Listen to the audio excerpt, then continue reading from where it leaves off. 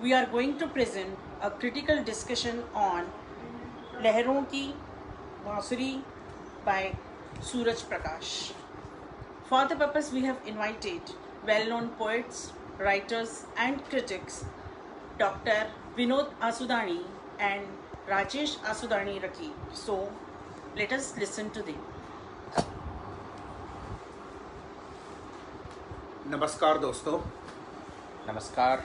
आज हम लोग सूरज प्रकाश जी की चर्चित कहानी लहरों की बांसुरी, इस पर आप लोगों के साथ बातचीत करने वाले हैं।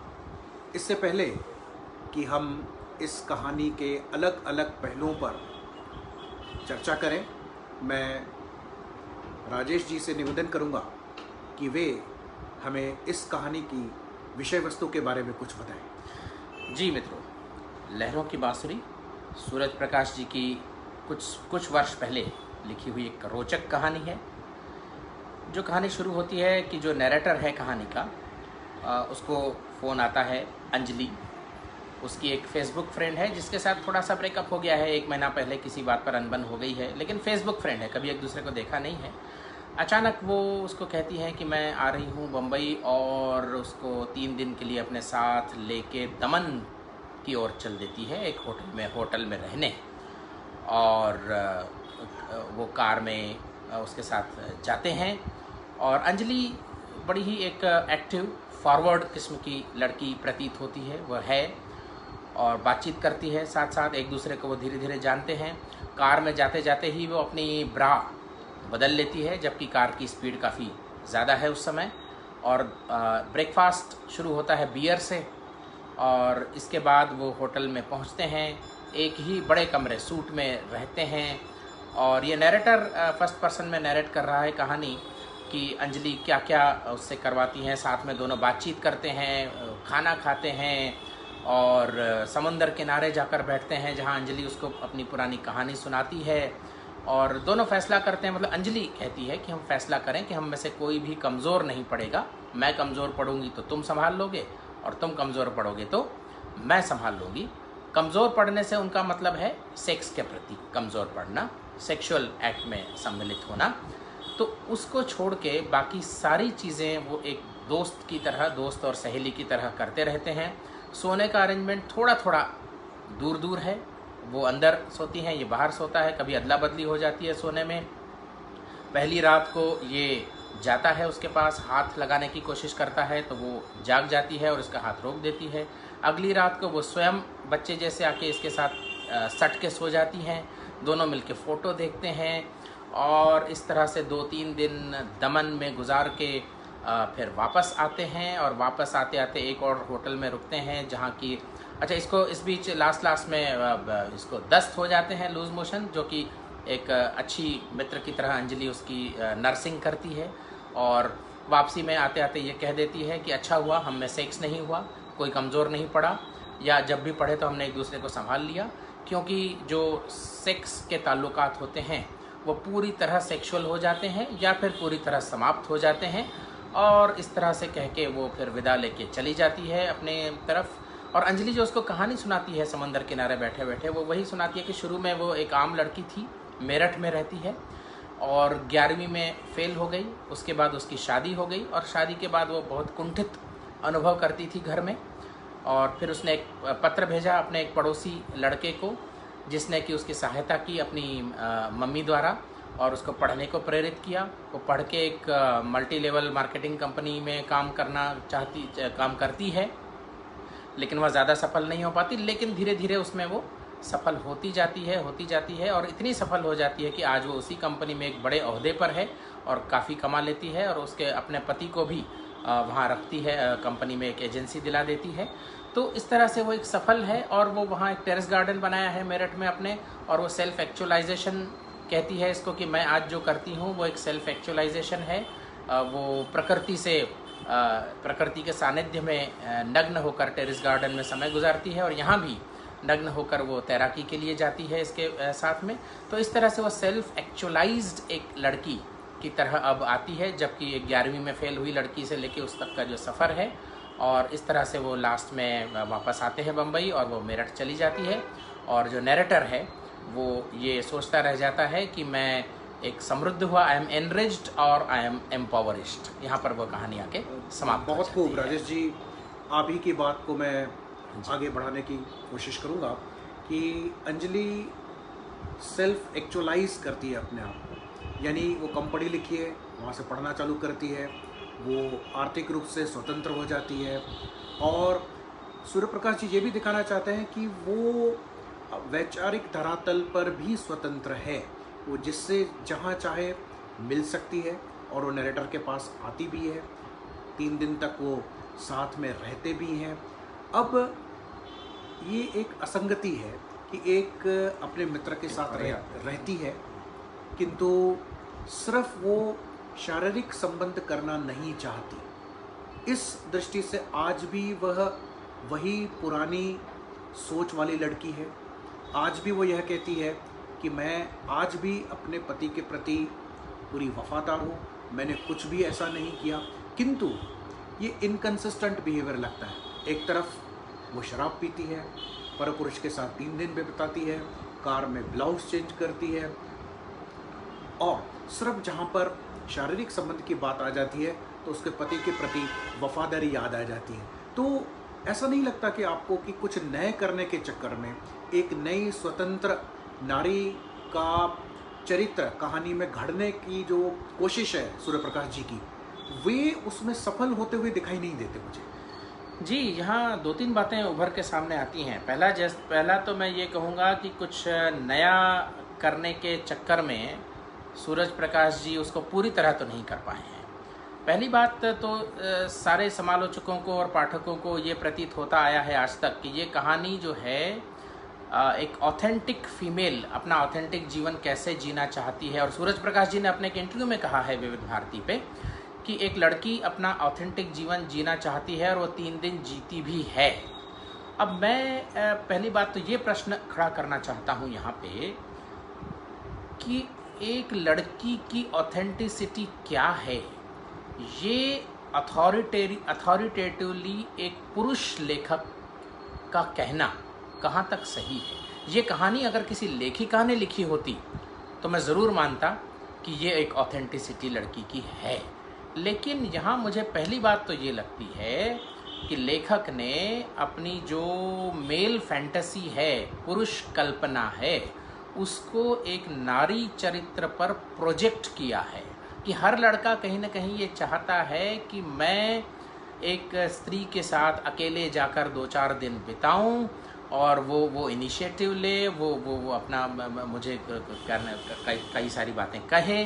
तो ये एक मेल फैंटेसी है जो कि सूरज प्रकाश जी ने अंजलि के पात्र द्वारा मूर्त रूप जिसको देने की कोशिश की है। पहली बात तो ये। और दूसरी दृष्टि से भी देखें तो ऐसा लगता है कि अंजलि एक पुरुष को माध्यम बना करके वह अपना सेटिस्फेक्शन हासिल करना चाहती है, अपना प्लेजर हासिल करना चाहिए। यानी if I am permitted to say, she objectifies man and considers man as an instrument of her pleasure, the way she wants to have pleasure in life। यानी जहाँ तक उसको अच्छा लगता है वो अलाउ करती है, जहाँ उसको अच्छा नहीं लगता वो रोक देती है। यानी एक रिवर्सल ऑफ रोल्स है। हमेशा ये कहा जाता है कि एक पुरुष स्त्री को ऑब्जेक्ट करके देखता है अपने प्लेजर का, किंतु यहाँ एक स्त्री, ये अंजलि जो नरेटर है, उसको अपने प्लेजर का ऑब्जेक्ट बनाती है। क्योंकि अगर उसको उनकी कंपनी में आनंद न आता तो अचानक इनके पास न आती, जान पहचान भी नहीं थी। अचानक ये सारा प्रोग्राम तय करती है, होटल खुद ही बुक करती है, सारा व्यवस्था खुद ही करती है, और जैसे उसको ठीक लगता है वैसे ही वो चाहती है कि नरेटर करता रहे। तो कहीं ना कहीं लेखक यह बताने का प्रयास कर रहा है कि आज की स्वतंत्र नारी भी अपने मन के हिसाब से कर सकती है, किंतु वो जहाँ तक जाना चाहिए था, अगर मन से कर सकती है तो सिर्फ सेक्स करने में ही उसको नैतिकता आड़े क्यों आती है? फिर अगर वो पूर्ण तरीके से स्वतंत्र है, उसके साथ 3 दिन बिता सकती है, तो फिर वहाँ पर ही वह नैतिक कैसे बन जाती है, तो ये थोड़ा समझ से बाहर है। और सामाजिक चिंतन के धरातल पर यदि इस कहानी का विश्लेषण करें तो मुझे लगता है कहीं न कहीं सूरज प्रकाश जी उस चिंतन को भी ठीक से पकड़ नहीं पाए हैं। राजेश जी, पहली बात तो जो आपने कही, मैं बिल्कुल कहूँगा कि ये एक सक्रिय नारी की कहानी है। मतलब लेखक ने जिस तरह से उसको चित्रित किया है, जिस तरह से बताया है, तो ये सही बात है, रिएक्शन की बात है। जनरली पुरुष एक सब्जेक्ट है, अपने आनंद के लिए वो स्त्री का उपभोग करता आया है सदियों से। तो ये कहीं ना कहीं रोल रिवर्सल है। बिल्कुल एक लड़की सब्जेक्ट के रूप में अपने आनंद के लिए एक पुरुष का जहाँ तक उसको ठीक लगता है उस वहाँ तक वो उपयोग करती है। अब सेक्स उसको ठीक नहीं लगा, इसलिए उसने वहाँ वो रुक गई। हालांकि उसका जो बर्ताव है वो ऐसा है कि वो किसी को भी लगेगा। इवन स्त्री पाठिकाएं जो हैं उन्होंने भी ये कहानी पढ़ के मुझे बताया है कि उन्हें आश्चर्य हुआ कि जब वो इतना आगे बढ़ सकती है, शराब पी सकती है, ब्रा बदल सकती है, 3 दिन साथ जाके एक कमरे में सो सकती है, तो फिर सेक्स करने में वो क्यों पीछे रह गई। तो वो एक धरातल पर मैं ये मान सकता हूँ कि सेल्फ एक्चुअलाइजेशन हर एक का अलग अलग है। उसको सेक्स नहीं करना था इसलिए उसने सेक्स नहीं किया। लेकिन यहाँ पर हमको ये ज़रूर जानना होगा कि आपको अगर सेक्स से परहेज़ है और बाकी सारी चीज़ें आप करना चाहते हो तो ये आप पहले ही इंगित कर सकते हैं। आप 2 कमरे ले सकते थे वहाँ, होटल में 2 कमरे लेने से किसी ने मना नहीं किया था। या कम से कम आप चलती गाड़ी में ब्रा नहीं बदल सकते थे एक पुरुष के सामने जिसको आप जानते भी नहीं हैं। तो यहाँ कहीं ना कहीं वो एम्बिग्यूअस है, वो चाहती है नहीं चाहती। ये भी कहती है कि हम कमज़ोर नहीं पड़ेंगे, लेकिन मतलब और आखिरी में यहाँ तक कहती है कि पति से मैं वफादारी अभी भी निभा रही हूँ। तो मैं ये जानना चाहता हूँ कि वफादारी क्या 4 इंच योनि में चरित्र छुपा होता है? बाकी सारी चीज़ें जब उसने की तब वहाँ वफादारी की बात नहीं आई, लेकिन जब सेक्स करने की बात आई तो वहाँ आके वो कहती है कि मैंने वफादारी निभाई है अपने पति से। तो ये किस तरह का सेल्फ एक्चुअलाइजेशन है। और एक बात भी है कि वो 3 दिन अपने मित्र के साथ रहती है और मैं तो ये कहता हूँ कि वह उनकी भावनाओं को भी भड़काती है और उसको लगता है कि अंजलि कहीं ना कहीं रिस्पॉन्स करेगी, लेकिन वो नहीं करती है। तो यहाँ तो मैं ये कहूँगा कि वो पुरुष के भावनाओं से भी खेलती है, क्योंकि उसको नहीं करना है सेक्स, किंतु इस मित्र को नहीं करना है ऐसा नहीं है। तो उसका मित्र, पुरुष मित्र जो है, क्या उसकी भावनाओं का कोई मूल्य नहीं है? सारे एपिसोड में, सारे इस कहानी के अंतर्गत ऐसा लगता ही नहीं है कि उसके भावनाओं का कोई भी वैल्यू है। और जैसा वो चाहती है वैसा करती है। और अंत में जो कहा जाता है कि अगर सेक्स होता तो या तो वो रिलेशनशिप सिर्फ सेक्सुअल बन के रह जाती या रिलेशन ही समाप्त हो जाती।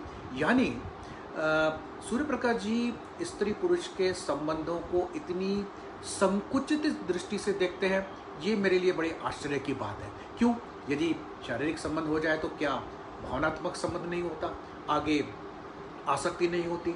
क्या स्नेह नहीं होता?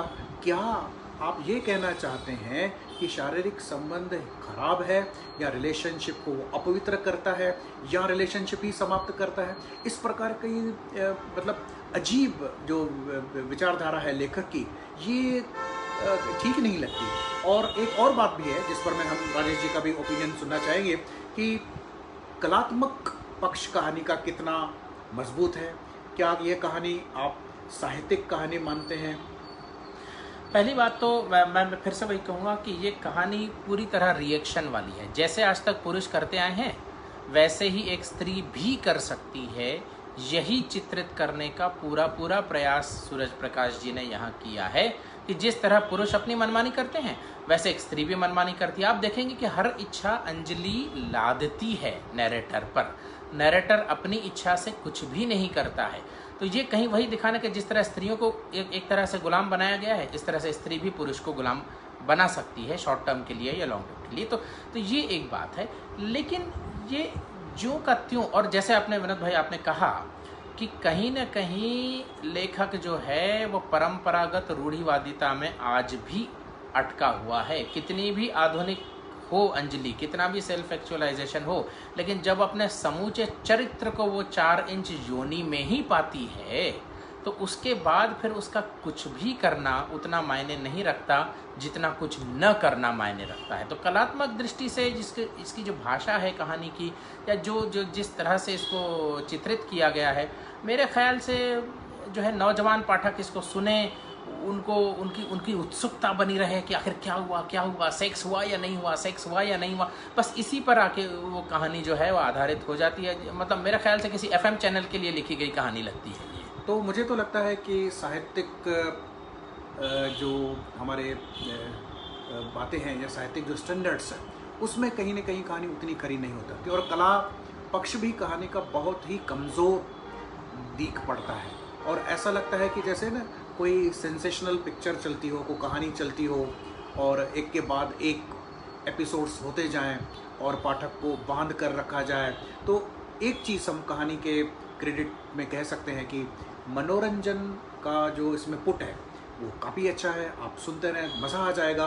किंतु साहित्यिक दृष्टि से कहानी असफल है, कला की दृष्टि से भी कहानी असफल लगती है, और सामाजिक चिंतन की धरातल पर भी कहानी खरी नहीं उतरती, और इससे स्वतंत्रता को भी लेखक ठीक से हैंडल नहीं कर पाए हैं, ये मेरा मानना है। और जैसे सामाजिक चिंतन के लिए 2-3 बातें मैं कहूँगा कि किस तरह से ये कहानी काउंटर प्रोडक्टिव है।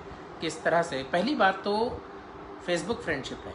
जिस व्यक्ति को हम जानते नहीं, क्या हम चाहते हैं कि हमारे समाज में इस तरह की चीज़ें हों कि आप जिस व्यक्ति को जानते नहीं उसके साथ भी आप चल पड़ें, 3 दिन साथ बिताएं, लड़का लड़की जिसको आप जानते नहीं हैं। और कम से कम मुझे ये लगता है, अब जैसे सूरज प्रकाश एक पुरुष होने के बावजूद एक नारी की ऑथेंटिसिटी को प्रकट करने का दावा कर सकते हैं, तो मैं भी उसी परिप्रेक्ष्य में ये बात कह सकता हूँ कि शायद ही कोई लड़की ऐसा करेगी कि जिसको वो जाने और न जाने उसके साथ 3 दिन अकेली जाके रहेगी। कम से कम भारतीय परिप्रेक्ष्य में इस तरह की बातें बहुत ही रेयर हो नहीं सकती, ऐसी बात नहीं है, पर बहुत ही कम हो सकती हैं और शायद होनी नहीं चाहिए। यहाँ अगर आप ये फ़र्ज़ करें कि जिस तरह से वो टेंटलाइजिंग बिहेवियर था अंजलि का, और ये व्यक्ति जो नैरेटर हैं वो अगर सेक्स करते तो आप उसको बलात्कार मानते, ये बलात्कार की कहानी हो जाती, बलात्कार की घटना हो जाती। पर जबकि आपने खुशवंत सिंह की कहानी पढ़ी होगी, रेप, अगर आपने वो कहानी पढ़ी है तो उसमें यही है कि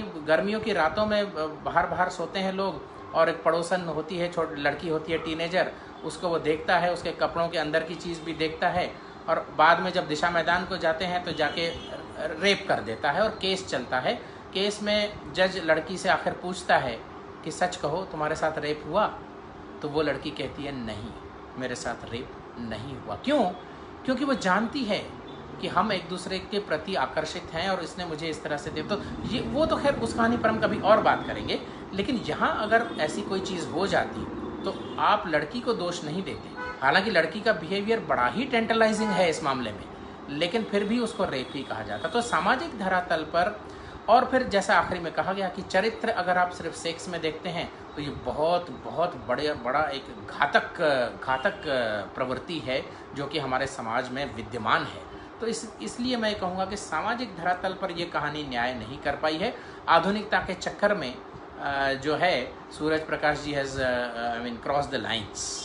यानी एक तरफ तो सूरज प्रकाश जी भारतीय परिप्रेक्ष्य को, भारतीय मूल्यों को, भारतीय सामाजिक चिंतन को नकारते हैं, और दूसरी तरफ वो आधुनिक विचारधारा को प्रतिपादित करना चाहते हैं, किंतु दोनों बातों में वो असफल होते हुए दिखाई देते हैं। ना तो वो भारतीय चिंतन को ठीक से कहानी में उतार पाते हैं, ना ही आधुनिक पाश्चात्य चिंतन को, जहाँ नारी पूरी तरीके से स्वतंत्र होती है, उसका अपने शरीर और आत्मा पर पूरा अधिकार होता है, वो क्या करे क्या न करे, किसके साथ संबंध रखे किसके साथ न करे, किसके साथ सेक्स करे किसके साथ न करे, इसकी संपूर्ण स्वतंत्रता पाश्चात्य नारी के पास है। किंतु अंजलि ना तो पूरी तरीके से भारतीय नारी है, क्योंकि वो शराब पीती है, वो चलती हुई गाड़ी में ब्रा बदलती है, और परपुरुष के साथ 3 दिनों तक वो रहती है, किंतु अचानक वो भारतीयता उसमें जागृत हो जाती है, अचानक तो उसको पति की वफादारी की याद आ जाती है। तो इस प्रकार से ना तो वो पूरी तरीके से पाश्चात्य संस्कृति को आत्मसात कर रही है, और ना ही भारतीय संस्कृति का प्रतिनिधित्व कर रही है। इस प्रकार से ये पता चलता है कि लेखक के पास कोई अपना मौलिक चिंतन नहीं है। वो अपने चरित्रों को, अपनी घटनाओं को कहानी में किस दिशा में लेके जाना चाहते हैं, इसका पता ही नहीं है। तो हमें इंतज़ार करना पड़ेगा कि लेखक और परिपक्व हो और साहित्य को समझे और कहानी को ठीक से पाठकों के सामने रख सके, तो हम यही उम्मीद करेंगे। और ये जो खोखली आधुनिकता है ना भारत में, जो मॉडर्निटी बट विदाउट सेक्स, बाकी सारी चीज़ों में आप मॉडर्निटी सो कॉल्ड वेस्ट को आप कॉपी पेस्ट करेंगे, लेकिन जहाँ सेक्स की बात आ गई तो अपने तकियानुसी रूढ़ियाँ जो है वो हावी हो जाती हैं। और यहाँ तक भी ठीक था, लेकिन जो निगेटिव कमेंट आखिरी में अंजलि के मुंह से करवा दी सूरज प्रकाश जी ने, उसने तो मेरे ख्याल से कहानी का सत्यानाश कर दिया है।